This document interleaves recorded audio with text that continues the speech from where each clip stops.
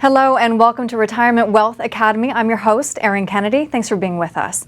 This show is dedicated to helping retirees and pre-retirees sort through the many complicated questions and topics surrounding retirement. And for the answers, we turn to local experts. Today we have Luke Berkey. Luke, good to see you. Good to have you back. Yeah, nice to see you again too. I like to talk to you because you have such a great way of explaining the basics. And I want to get down to a real basic question. What is the difference between a traditional IRA and a Roth IRA? All right, traditional IRA, in the simplest of terms, you are making contributions into a retirement plan and you are writing that amount off of your taxable income in that year.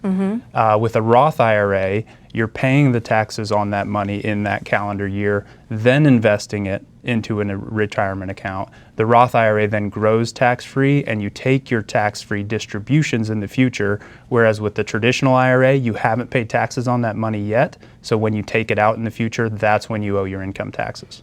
You know, I'm always very concerned about the here and now though. So why would I choose to pay my taxes now? So there's I would say kind of a general rule of thumb or a general thought out there that you just put as much into your traditional 401k as you can. Right. I was taught the same thing when I started my first job. You get a 401k match, put what you're comfortable with in there, get your match and go from there. A lot of people don't consider that early in your working years or maybe even later with current tax brackets, if you're in a favorable tax bracket at the time that you're making your retirement contributions, why not pay the taxes now, whereas your income could be higher in the future, where it might make more sense to pay the taxes now in some historically low brackets and or your income being lower now than you hope it would be in the future. Right. Do you think taxes will go up in the future? Maybe I'm a pessimist, but I do. Yeah. With national spending, our national debt where it's at now, there really is no choice but for taxes to go up, in my opinion. And what we have right now is relatively favorable compared to historic rates as well. And I understand that,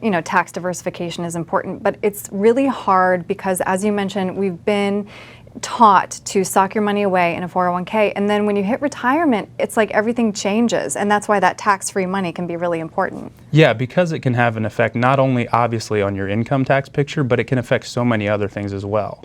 A lot of people fail to realize that by taking IRA distributions in retirement, it could affect the amount of your Social Security that's taxable. Right. So even though you're maybe getting taxed in a 12% bracket, as an example, your effective tax on that distribution could be 18, 20% because it's resulting in an extra amount of your Social Security being taxable as well. Wow. So this kind of ties in with what we've talked about in the past of, are you really going to retire in a lower tax bracket than what you're in right now? Maybe, maybe not, depending on your income sources. But for a lot of people, the Roth IRA does make sense. And it comes back to that proactive planning. Absolutely. Knowing where you stand now and having a good estimate of where you're going to fall in the future. Perfect. Okay, Luke, thank you so much for explaining that. Thanks, Erin.